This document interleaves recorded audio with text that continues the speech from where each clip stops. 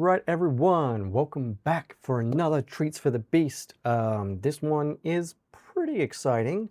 I'm pretty sure I already told you last week that I got into We Suck at Comics Volume 3 for Mothman and Moby Duck. So as soon as that hits Kickstarter or is about to go to launch on Kickstarter, I will drop a link in whichever week's newsletter it is that week. That's exciting. I finished Sightings, that zine that I told you about. I'll just show you a little flip through of the original art pieces, which is not the finished zine, but we've got cover, these are, and then these guys, and this is the back cover. I have since pulled it in, digitized it, cleaned everything up that needs to be cleaned up, added the text to the cover, added a back cover, and printed 50 copies of it, which I still have to trim and assemble. I had a test one that I assembled and took with me the other day, but I don't know where I put it. So you get to see the originals. Out of that comes my new print, which is available also on my Threadless store. So you can get them directly from me if you're in Australia. But if you want them on t-shirts or hoodies or stickers and all that kind of stuff, as well as prints, or you want the print and you're in America, you can get it on my Threadless store. But here it is, the Man, the Moth, the Legend print. I scanned in the whole doc, cleaned them up for print with the original art for the zine, but I am copying them down and doing a digitized, cleaned up version using True Grit Studios color mark and dry brush inking brushes to recreate the same sort of texture, but in a slightly cleaned up, high-res version ready for print. Because, you know, scanning a picture this big and then blowing it up to this big on a t-shirt, you can only get such a good result out of it. So I'm doing a cleaned up, digitized version. That's my favorite. I wasn't necessarily going to do the other ones, but I do like Nessie and I do like Bigfoot, and you know, other people will probably like the other ones. So I think I will clean them up and add them to Threadless as well. So keep an eye out for those. Somebody's already bought a t-shirt of the Mothman one on the 16th, which is exciting. That's great. Last week when I first put it up. If you haven't seen the graphic already, that the photo that I posted already, here are this month's choices for the Snail Mail Sketch Card Club level. Fugitoid, Donut Detective, Ben Reilly Spider-Man, Ashlyn Banner from School Bus Graveyard, Lulu the Pug, Leonardo, Lance McLean, Pepperoni, The Zombie Talent Show, and The Eyeball Pet. So those are this month's choices. I will be posting these out tomorrow, so if you want to make a choice, tell me which one you want today. I'll be closing them off. If you haven't told me which one you want by tomorrow morning, it's currently 5 p.m. I will be posting out a random one from those 10. That's this month's selections, and I'll post out a random one if you haven't made a decision. And hopefully you enjoy it. What else? I did not, unfortunately, I got my rejection letter for How We Made the Moon Cry. I did not get in, unfortunately. But I realized that instead of doing it as a 2-page comic, I'd written it as 6 panels. So that means I can just do it myself, and I've started laying out the pages, and then I'm going to draw proper art for it. I'm going to do it as a folding zine similar to the Sightings one. Print it out, one sheet, fold it all up, mini comic. And to that note as well, really exciting collaboration is happening. I've just paid my collaborator their rates. I'm doing a mini comic with Guava Jagular, who you may remember from previous live streams and the launch party for Snufflesy Indomitable as the artist for my Snuffles tattoo here. And I've been wanting to do a collab with Guava for a couple of years now. And I came up with this silly idea of this just silly, irreverent two-pager. It's a bad joke. And as I said to my partner when I told them the idea, my bad jokes are your problem now. So you will get to experience that very soon. As soon as Guava's done with it, I will lay it out and get it ready for print. Print a bunch of copies for me, print a bunch of copies for them. If I'm lucky, it will be ready for Festival of the Photocopier. I can't remember if I mentioned in that last week. I got into Festival of the Photocopier in next month, excuse me, the 7th of February in Melbourne. Let me just grab the actual address for you and I'll tell you where it is. Festival of the Photocopier. Venue. It is at Meat Market, 3 Blackwood Street, North Melbourne. It used to be a butcher's market, essentially. And it hasn't been since 1974, and so now it is like, it's a venue. And it looks really cool. It's a really rad old heritage building. Gosh, it's gorgeous, actually. Goodness me. I will link Festival of the Photocopier in the descriptions below. This building is absolutely gorgeous and I can't wait to go there. I'll take lots of photos.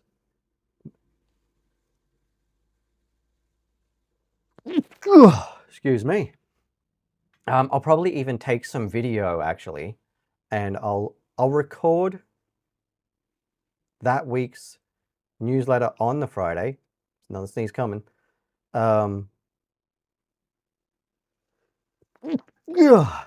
Excuse me. I will record that week's newsletter on the Friday, but I won't edit it and post it until the Monday, so I can take some footage at Festival of the Photocopier showing you all what it is and what it's like.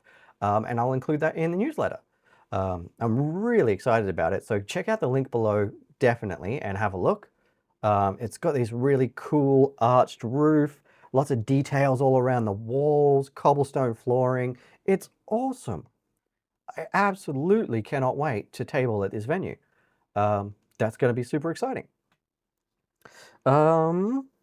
So yeah, Guava might have that done, might not have that done. I'm hoping that I'll have The Moon Is Watching done by then. I will, you know what, yeah, I'll make it so that you folks, my lovely subscribers, can be the first people to actually see the finished zine of Sightings. It's debuting at Festival of the Photocopier in print, but I will upload the PDF here so you can read it. Not that there's a lot to read, it is an art zine, so, but I want to upload it here so you all can check it out, and you can tell me which cryptids you'd like to see me do in a similar style, because I'm going to use each issue of Sightings to experiment a little bit with not just the style of my illustration, but the way I do it, so the actual techniques I use. And yeah, if you want to make some suggestions, you can let me know, and I'll add them to the list for future. I'll put together a little spreadsheet for future issues of Sightings. I don't know when I'll do them. You know, it'll be every few months I'll sit down and do a few. But I do want to do more of them. I had a lot of fun with it, especially that Mothman one. And I want to do more. So you tell me who you want to see me draw, and I'll put it in a little spreadsheet so I can work my way through the list. Now, let me see. Let me see if there's any open, excuse me, any open anthologies right now that I can find.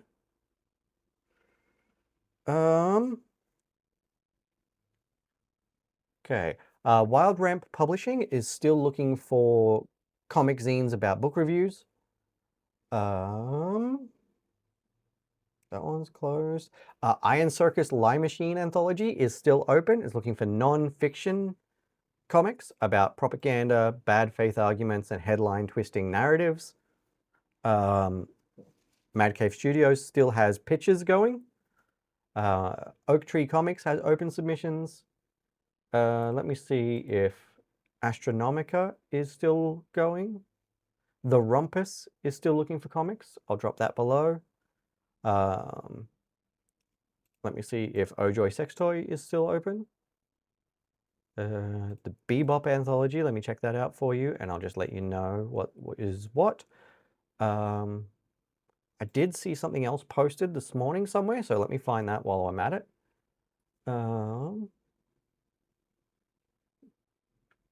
That's Lie Machine. It doesn't say when Astronomica is closing. So I'll drop the link to the post in the comments below, and you can check it out. I might join the Discord and check it out. I have to have a think if I've got any characters with a celestial theme. I don't know that I do. But yeah, it's a celestial themed original character zine. So if you've got any celestial themed characters, go ahead and check that one out. We've got the Ojoy Sex Toy one here. Does it say when things close? It does not. I'm guessing it's an ongoing project. There's no submission closing date. It just says they're currently taking submissions, and it's got a base rate of $150 per page. And I believe it was, yeah, they're looking for 4 to 5 pages.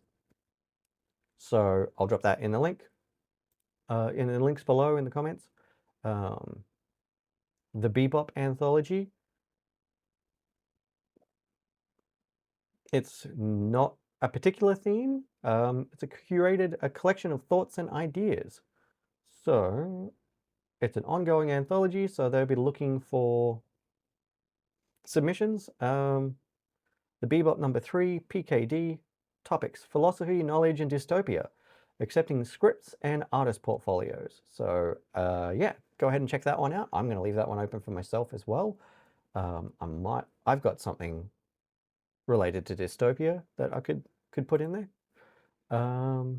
Yeah, those are all the ones that I can currently see are still open there. Let me just have a look for the one I saw this morning. Where did I see that? Submissions open. Lesser Known Comics has one. What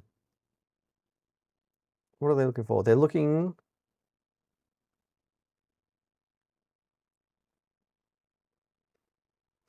Okay, they're not looking for anthology submissions so much as they're looking for short submissions. 1 to 8 page finished short story, or a preview from a longer story that'll be published in black and white. Yeah, cool. So, lesser known zine. Okay, cool. I'm going to check that out because I can probably have something put together for that. That's good to know. So I'll check those out. Yeah, that's everything. I'll drop the links for all of these in the description below. I've left them open so I can do that. Resources. Let's chat about a resource that you can still get your hands on before I show you a couple that you might not be able to get your hands on anymore that I got in the mail recently.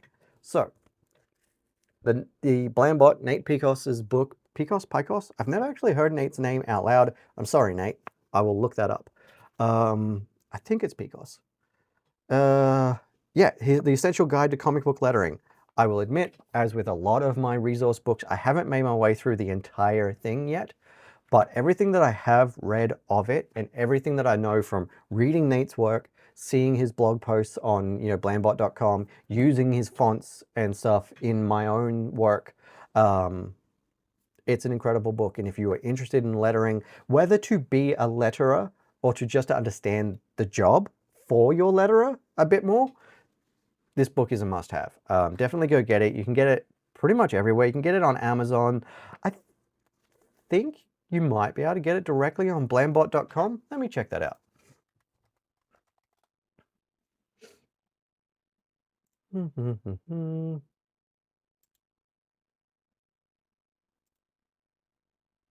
Yes, you can. You can get it. You can get a signed copy directly on blambot.com. So I'll drop that in the comments below. But it is a really great book. It runs through even like everything, like how to do the things in the software, you know, concepts and you know, ways to enhance the same lettering in different ways. It's such a good book. It's very, very useful, and I'm trying to put aside some time for study again, get back into my proper schedule, and start reading all of these resource books on like a Tuesday morning or something before I start drawing. So I'll be on that soon, and I'll be able to report back a bit more about the content of that book. But let me show you the two books that I got recently from a Kickstarter that I backed a while back. I will link their website. I'll go and check if you can still order them. And if you can, I'll let you know in the description. But I'll link the site anyway so you can check it out, because maybe you can keep an eye out for a secondhand copy. But first is this one, Mastering Facial Anatomy and plus Zoomorphic Portraits, which is super, super handy for me with Snuffles the Indomitable and all that. Facial anatomy is something that I've often struggled with. My faces are a bit flat, not as detailed as I would like them to be, not as alive as I'd like them to be. And it's got a lot of like really great diagrams and examples. You know, it's got information about how everything fits together, so on. You know, breaks down all the facial muscles. And then it's got this great section toward the back. Let me show you the beginning. It's, you know, got bits about just doing an actual animal portraits, but then it's got the what's the word again? Anthropomorphic portraits. And, you know, how to enhance different degrees of anthropomorphic transformation and everything. It's really cool. So I can't wait to dive into this one and actually get through the whole thing. And then the other one I got is this one, which allow me to just pull the dust cover off a little bit so you can see the internal cover. It's Colorpedia Volume 3. Now I have all three of the books, which is what I wanted because I really want to learn as much as possible about coloring. I still haven't finished the first book, if I'm being completely honest, again, because ADHD. But it's got tutorials and, you know, conversations with so many different artists about how they approach color, the tools that they use, the techniques that they use, and their methodology and process. It's super handy.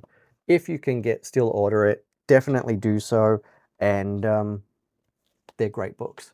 You might still be able to get the digital copies. I'm not sure about the physical copies. I think they're just finishing off fulfillment for the Kickstarter right now. But I'll link all that below as well so you can check it out. And hopefully that'll help some of you. Now, what else is going on right now? What have I read recently? Let me talk about that. Oh, I just finished Orla from John Lees, Sally Cantorino, Deirdre Kelly. I've forgotten the letterers and the book designer's name right now. But you'll be able to hear my thoughts about all of that really soon because No Capes is back. I recorded the first episode of No Capes this morning with Louis Godoy II, and we talked about Orla. So Orla is a horror comedy from John, Sally, and the team. I already like John's work, but you would have seen Sally on No Capes if you're familiar with No Capes before. And after talking to Sally and also reading Sally's work, but after talking to Sally after that, I was immediately on board that any book I see Sally's name attached to, I will pick up because Sally has impeccable taste about the projects she chooses. They're always really good. Door to Door, Night by Night was fantastic. I have my ADHD brain is blanking right now, and I can't remember the other one I read very recently that was fantastic. Let me have a look at Sally's website, and I'll tell you. It was another really great horror. Sequential art. Human Remains, that's the one. Human Remains was incredible, absolutely fantastic. I haven't read the Final Girls yet, but it looks really good. And there was another one that Sally did that I haven't. Oh, I Walk with Monsters was also fantastic. Um, yeah, so definitely go get all of those. But Orla is incredible. It is such a topical book. You know, it is about a woman who, at least by her own standards as well, and by the douchebags that she's dating standards, is not conventionally attractive and struggling with her place in that, trying to date and trying to deal with her alternate side and what it thinks about these men as well. And yeah, it just deals with um, shitty dating, crypto bros, conspiracy nut jobs, abusive partners, and all that kind of stuff in a really accessible and relatable way that really hits really well. I loved it. What was the other one that I just finished reading? It is my first review for Comic Book Yeti that I'm in the process of working on, and it is Extraordinary Voyages, inspired by Jules Verne and so on. It's a really rad fantasy, sort of steampunky tech around the world in 80 days style adventure romp. And I am going to be writing my review soon, and that'll get published on Comic Book Yeti. And I can't wait. I can't wait for that to go out. I can't wait to officially be part of the team publicly. And I can't wait for you all to see my review and, you know, find out what you find out about the book. And I can't wait for you to come back here and tell me what you thought of it, or in the comments of the Comic Book Yeti review, you know. Um, yeah, but that is, I think, everything I've got this week. I hope it's been interesting. I hope some of it has been useful. And I'll see you all on Friday for the next one. See you next week.